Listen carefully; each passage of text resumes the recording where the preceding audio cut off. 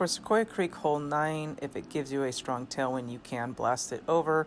More times than not, you're going to end up in the rough on the other side and you'll have a fairly easy Nirvana shot for your second shot. So if you feel like just having some fun and you want to blast the shot, go ahead and blast away.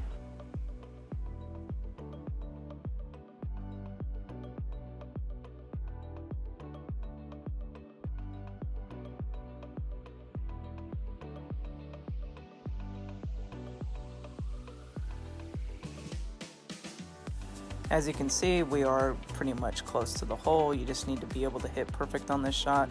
I don't play any elevation on this, and I played this about 2 rings, but you do end up needing to have to hit perfect, which is sometimes hard to do on the Nirvana. So I just wanted to show you a blast over shot going into the rough that you can still get to the pin easily.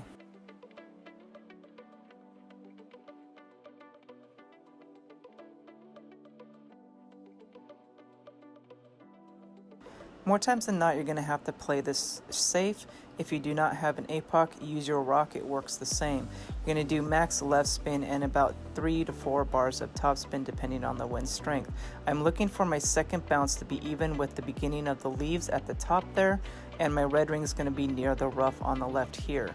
I'm going to over adjust my shot at max distance with a 0% elevation. So again, even though we're not at max distance, I'm still adjusting my shot for max distance with a 0% elevation.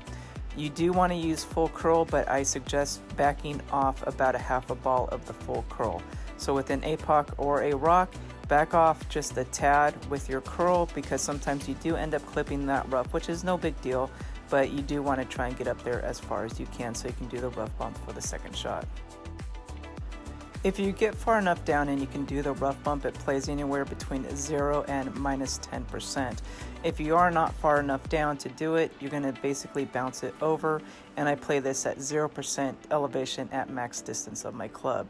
You got to make sure with spin that your ball guide is going through the hole when it comes to a headwind, and with a tailwind you do want to back off that spin and don't trust your ball guide. So with the tailwind, I would only actually do 1 to 2 bars of top spin.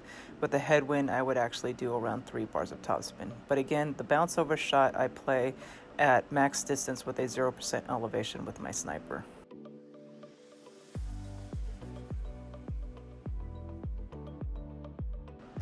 I like playing with a side spin 3 on this hole because it just helps it a little bit more. I want to do max left spin and 3 to 4 bars of top spin depending on the wind strength and if it's tail or headwind. If it's more of a headwind, I'm going to do 4 bars. If it's more of a tailwind, I'm going to do 3 bars of top spin. So what I'm looking for is that second bounce to be even with the start of the leaves and just to the left of the right hand rough there. My red ring is going to be either touching the rough or into the rough depending on what driver you are using. You can use the rock for this. You're going to over adjust your shot at max distance with a 0% elevation, and then you're going to back off your curl. So with a right to left wind, you do want to make sure that you do back off that curl, otherwise you will clip the rough.